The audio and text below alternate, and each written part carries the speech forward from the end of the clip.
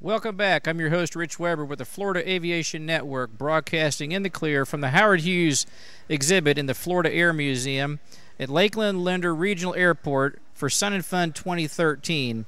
And this is the 39th consecutive year of Sun and Fun fly-in and exposition. And we'd like to take a minute to say hello to all the men and women of our military. We always want to keep you guys in mind. We appreciate everything that you do for us and for our country. And I'm bringing to you today Mr. Kermit Weeks, the founder and owner of Fantasy Flight. Welcome. Hey, Rich. Thanks for inviting me. Appreciate it. Well, thank you. We appreciate you taking the time out of your busy schedule to come talk with us and let all of our viewers know kind of what's going on and where you've come from, and give us a little background of kind of where you started flying. You started flying at a young age. I did, actually. I was always fascinated with aircraft very early on, but I was fascinated with a lot of things. And when I was 13 years old, I heard that song Snoopy and the Red Baron on the radio, and it was like a predestined cue that set me off on that path with a fascination with flight and aircraft. Flew models. Ended up building most of my first airplane in high school. Attended my first Oshkosh, the second one they had in 1971. I've been a member since I was 15 years old, so EA's been a big part of my life. Not many people can say that. Not many people can say that they built their own airplane in high school. They might say, oh, I rebuilt the engine in my my Chevy or something like that, but not many people can say that, so that's pretty remarkable. Yeah, no, it was the beginning of a great aviation career. I flew about 15 years with the U.S. Aerobatic Team. I was very successful. Designed and built my two aerobatic airplanes, the Weeks Special, the Weeks Solution. Won 20 medals at the world level in those two airplanes and was 2 times U.S. national champion. And in my mid-20s, I was in a fortunate position to be able to afford to collect vintage historic airplanes. Wanted to share my passion and good fortune with people, so I started a museum in Miami called the Weeks Air Museum, for lack of a more creative name at the time. Of course. I quickly grew the facility. Life kind of led me up here to Central Florida, and we created Fantasy of Flight and opened 10 years later. So we've been there almost 17 and a half years, and looking forward to the future. Well, there's quite a bit to talk about, and that's pretty amazing. And first, I'd like to, if you will, back up a little bit to the aircraft that you designed for aerobatic flight. That's something that, once again, not everybody can do either. You've got a lot of talent here. Well, you know, I was in the Miami area, and Curtis Pitts was in the area. He was a fascinating person. I used to go down when I was fly a Cessna 150, into his little small strip down there, and just ooh and awe and ask lots of questions. And of course, there was a lot of biplane Pitts influence early on in my career. And with my experience with the Pitts Special, I kind of took what Curtis had kind of started with, and probably thought I was making a better thing, and actually I think I did at some point, but came up with the Weeks Special. It was quite a bit different than a Pitts. Originally I was going to name it a Super Pitts and honor Curtis, but he looked at it, and I heard through the grapevine he didn't want anything to do with it. It was so different, and so I understood from his perspective. So for lack of a better name, I called it a Week Special. Right. And in the end, I think he probably would have wished it would have had a Pitts name on it. But from that airplane, I flew in 2 world championships, won 8 medals, and the Week Solution came along with the biggest engine anybody had ever put in an airplane like that. And it was 300 horsepower at the time. It was just a monster. I bet that was. So the first one was, what variations did you think that you needed from the Pitts Special to make that? The main thing is I swept the lower wings. The Pitts Special has straight bottom wings and a 6.5 degree sweep on the top wing. Based on knowing that the Bucher Youngmeister was such a great snapping airplane with both swept lower wings, I swept both of my wings, top and bottom. I was the first person to fly an airplane like that with a 200 horsepower and a constant speed propeller. Eventually, later, Curtis got the S1T going, which became type certified. I also, having done a lot of tests and stuff, I ended up doing something nobody had ever done before. I had no dihedral in the bottom wing. I had no incidence. The incidence was absolutely flat, because when you do vertical rolls, you don't want anything. And when you're flying upside down half the time, why do you want positive incidence? Right, then you have to make an adjustment for it. No incidence, no dihedral, and I also went with symmetrical ailerons, which eventually the Pitts factory called me later and asked me what I'd done, and now symmetrical ailerons are standard on all Pitts Specials. So. How about that? Yeah, interesting. So it was really neat. There was a lot of things. A couple things I tried that didn't work out, but most of those things became pretty much standard. I borrowed some great ideas. I had a sprung aluminum landing gear. My friend Henry Haig, had kind of pioneered that on the biplanes, and then from that evolved the Weeks solution, which was just an unbelievable amount of power. In fact, I got a big fish scale. And of course, everybody back in those days was saying, "Oh, well, I've got this crossover exhaust, and I've got this special, and this and that, and I got 10-to-1 pistons." And everybody's saying how much power they got, and I'm going, let's just try it out. So I went and bought a big fish scale, like a 4,000-pound fish scale, right. And we would tie everybody out on the ramp and go full throttle and measure how many pounds of thrust they were pulling. That's pretty smart. And at sea level in Miami, the Weeks solution had a power of weight of 1-to-1 at sea level, which was pretty amazing. That's pretty amazing. That is pretty amazing. It's kind of ingenious that what you came up with to use a fish scale. We see that we'll have dynameters and everything. Yeah. We use for engines. Well, how can you test the power of an airplane engine? Yeah. What can you use? That was using your brain. It was simple too. So anyway, keep it simple sometimes works the best. But so that was probably quite a challenge to be able to start making these. With the solution and even the previous one, to come up with. You had engineering things. Did you have a background in that, or did you? That's another interesting story. I started when I was building my airplane in high school, my first one, which was a set of plans. I taught myself how to weld at with a little bit of help at the workshop up at Oshkosh. Right. Borrowed a welder, and anyway, I ended up, developing the Weeks special, and then the solution. I forgot the question you asked me. Well, you had engineering. You had a lot of different things. You had to come into play. Well, basically, what happened was. I missed some of my schooling because I was working on my first airplane. Right. I finally got serious about school. I'd been out for a couple of years. I got accepted at Purdue University. Oh. They had a great aeronautical engineering school. I retook my whole freshman program over. I was serious this time. I'd finished my airplane and had been a distraction before. And life had a different plan. I did pretty good in my freshman year. By that time, I had acquired a Pitts S2A. I was starting to fly competition in my own airplane. And I arrived at school after having flown a lot of contests over the summer. And I had 103 fever. I was registering for classes. I went down to the infirmary. They quarantined me for 2 weeks. Not 2 weeks. I missed the first 2 weeks of school. I finally threw in the towel. I gave up. I said, I can do this. I went home with no formal aeronautical engineering training. I designed the special, then I designed the solution, and it was all eyeball engineering. And based on my experience with the Pitts special and stuff. Knowing what you needed. And there was a couple of things where I knew I was venturing into territory that I knew there was an issue, and I knew I was smart enough to ask a question. So I would go down. There was 2 times I went down and I had Curtis's engineer do a calculation for me. I went back. I used the tubing sizes that he told me, and he kept me from busting my butt. So thank you, Curtis and his engineer. Absolutely. So that was kind of walking on new territory, new ground there too. Once you tested, then you had to it's time to go fly this thing, right? And the sky was my wind tunnel. I understand. Well, you have to admire that. That's not a lot of people would do that, and you really broke some new ground there. And thinking about where you started with your roots, and at a young age, and then gathering some of that knowledge that you did, and then also kind of going out on your own, kind of going out on a limb. And probably one of the most proudest things in my life was that time when not only was I flying well, and I was winning medals because of my flying ability, but I was doing them in airplanes that I designed and built and modified and continued to modify all by myself. I was the test pilot, I was the engineer, I was the manufacturer, and I was the pilot. So that's probably one of the proudest things I've done in my life. That has to be. Think about it. You can say, hey, that's my airplane. How many aerobatic performers can say that? Not many. Back then, we were competing against the Russians, were our biggest nemesis, and they were all pretty much state sponsored. The pilots would be given the airplanes, and that was kind of their job, and this was just a side hobby for us on the U.S. team. Yeah, but we had to do it, though. You know, we got to beat the Russians. Oh, we did it. It was always, you know, we would alternate back and forth, you know, but that was a great time in my life. So then what, from the special, and then you moved into the solution. Yep.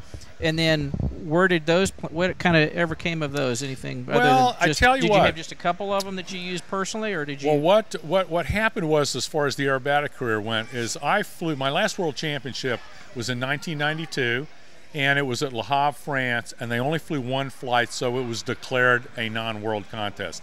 They gave out medals. You had to have at least 2 flights to declare a world champion. Okay. And the weather was bad. It was on the coast of the English Channel, and anyway, that's history. Mm-hmm. So I flew home. We were very fortunate. The Air Force flew us home in a C-5A. We landed at Dover, Delaware. With the airplane in the back? Yeah, no, in the belly. Yes. 10 airplanes. Yeah. Just take the wheel pants off. We'd roll 10 airplanes in. And then basically we would put the wheel pants on when we got to Dover. I flew directly to the air show at Oshkosh. I flew in the air show, and I went home after the contest, and the following weekend, April 24th, 1992, Hurricane Andrew rolled through Miami, one of the 2 Hurricane 5s that's ever hit the United States, yes. and just devastated my museum. It crushed my week solution, ripped the wings off my week special, and I realized the life was telling me, Kermit, you've been doing this for a long time.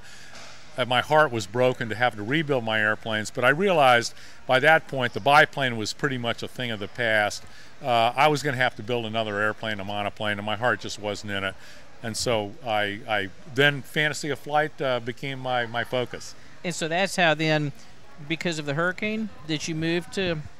Not exactly. That was partly was an impetus to push me along, but I had been working on the Fantasy of Flight concept for 4 years. While you were still in Miami. Right, and in August, you know, we could see the light at the end of the tunnel. We could see we were getting close to the end of the permitting process, which had taken me 4 years.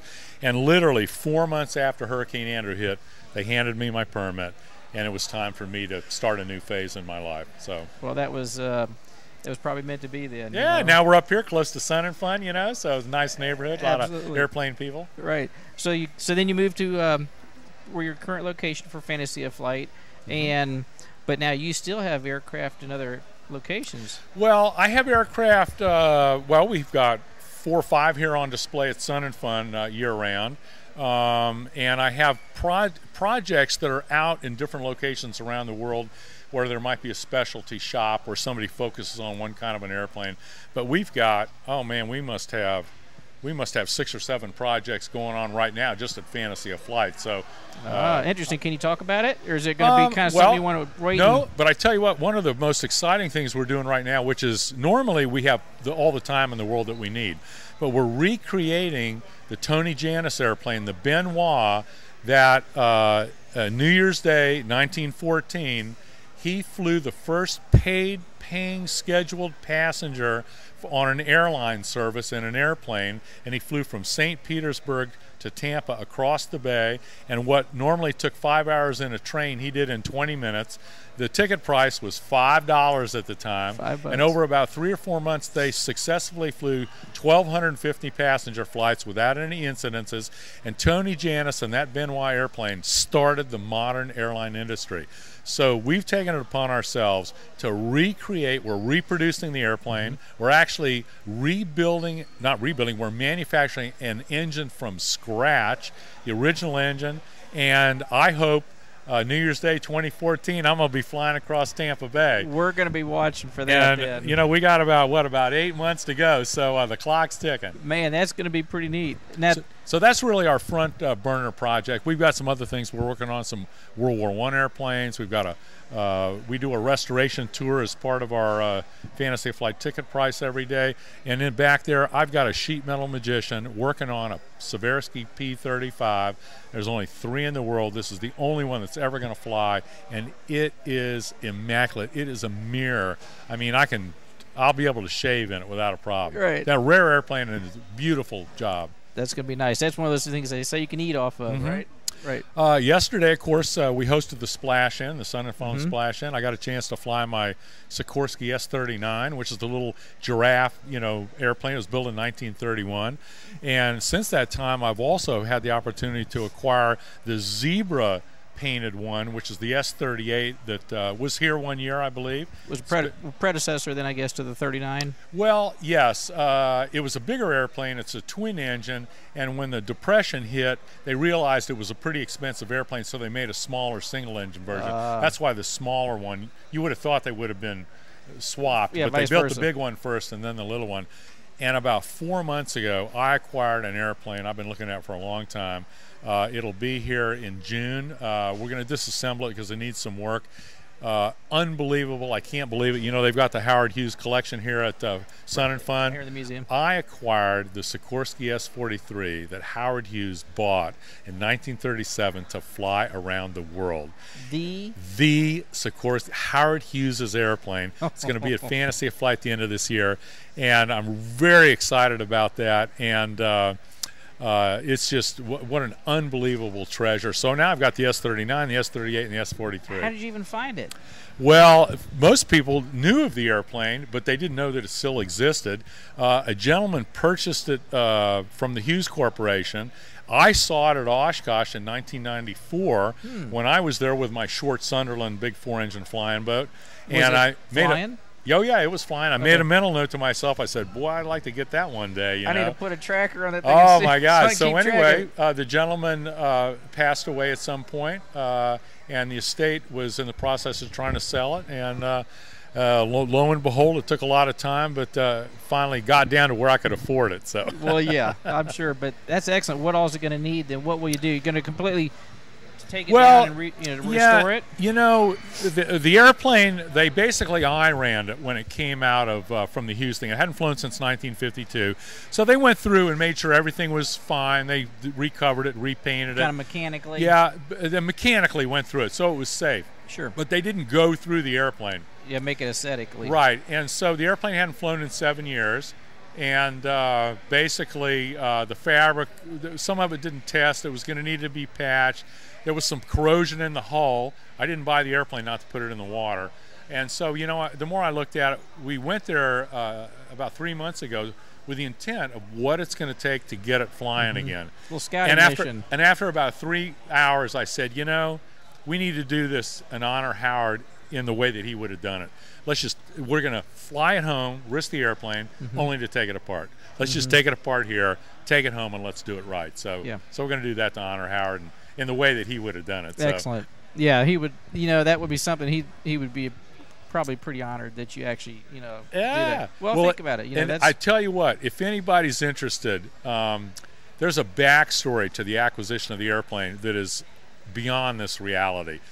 I mean, he showed up in dreams. He showed up and came to me at some point and said he was going to help me get the airplane. If anybody's interested, go to my blog, Kermit Weeks blog. It's the last blog post I made, so it would be like around March of April of 2000 and what year is this? 13. Yep. 2013, and you can read the backstory. And anyway, I've got a lot of people follow me on Facebook, Kermit Weeks Facebook. Good. And kind of daily things that are happening, and anytime I go on a road trip or something, everybody goes along with me. So that's excellent. Yeah. They can follow along because with that, it's such a project as one of many of the projects, but that's something that's exciting that everybody can with today's social media, you can.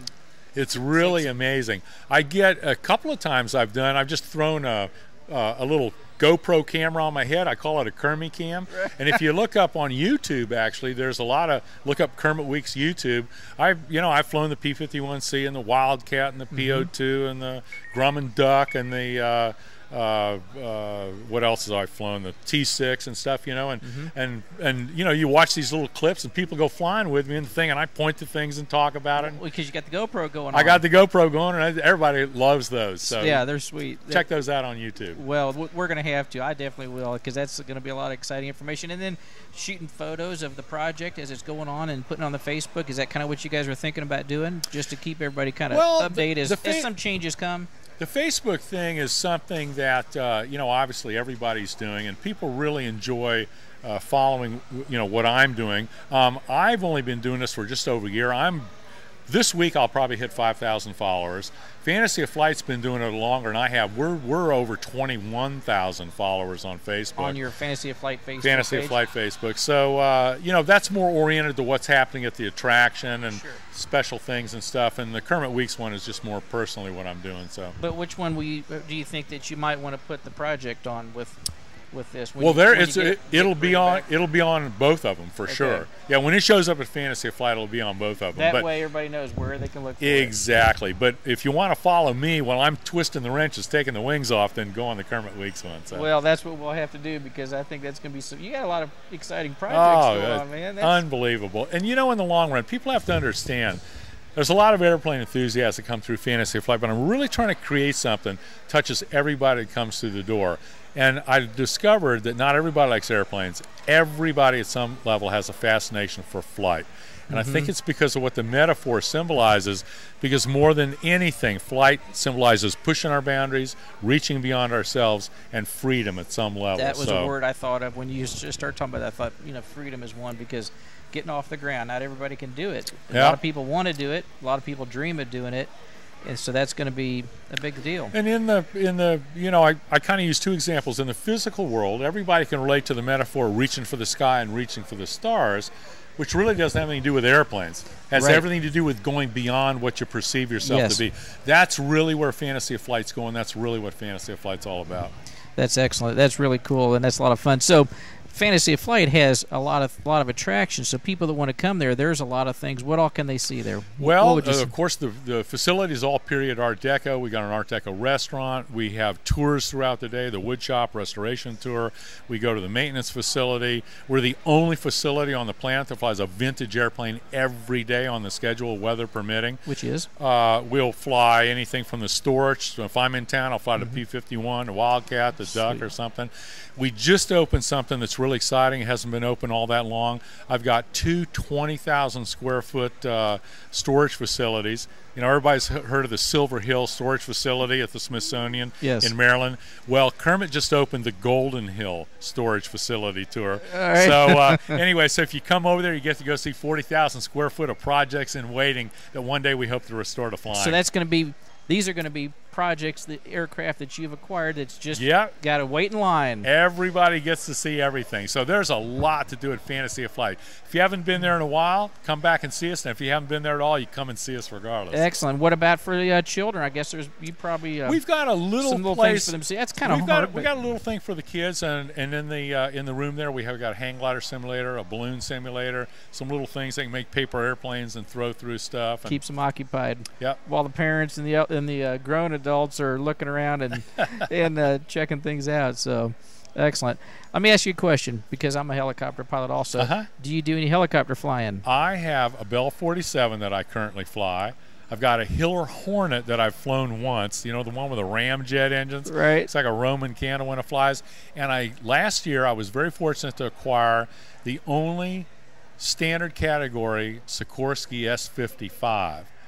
Which was like the old big helicopter. Used to pick the space capsules up and stuff. Kind of a heavy lift. Yeah, the heavy lift kind of one. And it was one of the helicopters that was in the original helicopter airline service, New York Airways. And this helicopter flew out of New York and used to go to LaGuardia and Newark. And excellent. So, that's pretty interesting. I need to come down and see that. That's a Golden Hill. You can come and see it on the tour. I think I'll need to check that out. You know, doing both, it's fun to fly both. And, you know, flying helicopters, the fun thing about that is you're right down there low, flying around over the, you know, just above the ground. You're not real high, which, of course, you can fly airplanes like that as you do. Oh, yeah, out over the Everglades. You're not hurting anybody, and the alligators don't complain. Yeah, they don't complain. They're just saying, come on down, you know. So, excellent. Now you've also got you got your book. You're here doing the book signing. I am, actually. I'm sitting over here signing, and I've got my first book, which is a great example of where Fantasy of Flight's headed. Everybody recognizes the little famous yellow airplane GBZ on the front. I actually I took 10 historic characters, airplanes, real airplanes from the golden age of aviation. I created characters out of them. hired some Disney-trained illustrators. Excellent. Did a phenomenal job with the artwork. Beautiful. So that's an example of how things at Fantasy Flight we deliver are based on things that are real, unlike my big friends up the street. But this is a personal example of what the Fantasy of Flight concept's about, which is about discovering potential within yourself. I never did well in English. I always knew that I needed to create characters for the park, and so I got to write books. So I talked to grade school teachers, I researched books, I self-published this myself. Really? And out of 65 contestant entries, my first book ever, never did well in English, I got a Bronze Independent Book Publishing Award. I see that. So that's a personal example of great achievement. And it looks like that book is something that, of course, is going to appeal to adults, but even kids are going to, they're going to pick that up and they're going to be interested in that. Absolutely. And now, guess what? Kermit loves to write children's books. And when I wrote the first book, I only had about 3 of the characters, and over the years I picked up a couple of more. I didn't realize I was going to have to collect them all. So anyway, I'm still buying my Cracker Jack boxes. But this one I'm very proud of. Of course, it's based on a character that we all can recognize there, Lindy. Yep. And he gets built. It's very historically accurate, except for the fact that the little airplane characters build Lindy, and it takes place at Fantasy of Flight. But he flies the Atlantic. And I got smart on this book. I added 2 new characters.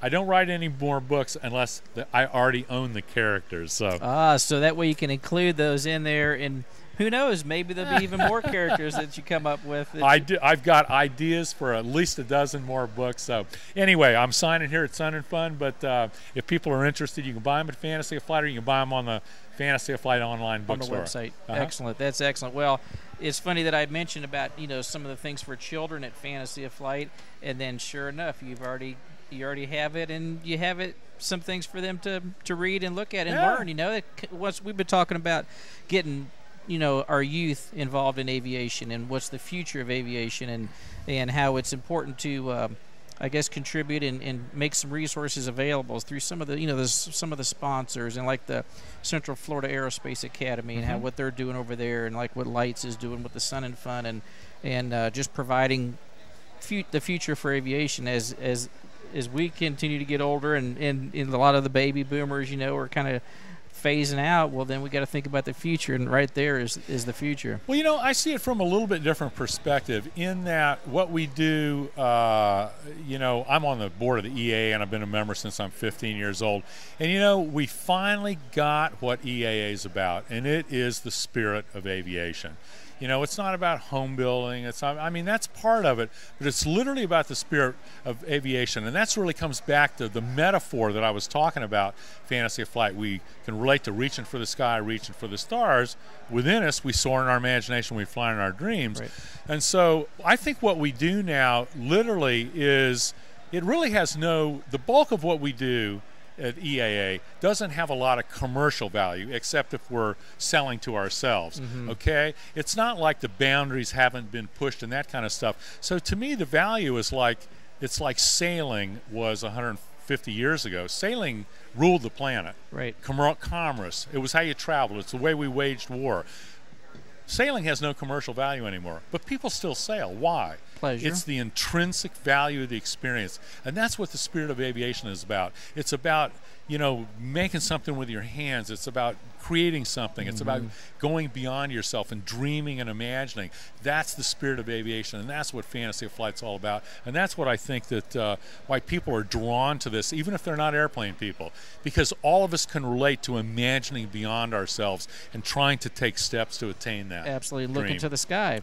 Like you said, not everybody may fly themselves, but everybody has that kind of passion and desire to. Absolutely. And even if they don't get into aviation, everybody can dream about where they want to go in something. And the spirit of aviation and the metaphor of flight is the most profound personification of that expression, I believe, in this reality. Well, you've certainly had a very interesting career in everything that you're doing for aviation, and and it's been interesting and very enjoyable well, talking thank with you, you. Rich, Steph. for And inviting I me really over. I appreciate you appreciate taking it. the time to do it. Yeah, good deal. Thank you so much. Hope Appreciate we can it. talk to you again, soon. Good deal. I got some Absolutely. people over here waiting to get some books signed. Well, So thank you that's so gonna much. keep you I busy. appreciate Thank it. you. Well, I'm your host, Rich Weber, for the Florida Aviation Network, and we've been talking with Mr. Kermit Weeks, the founder and owner of Fantasy of Flight. We've got some other great, exciting shows ahead for you. We're here at Sun and Fun 2013, so stay tuned, and we'll be talking to you soon.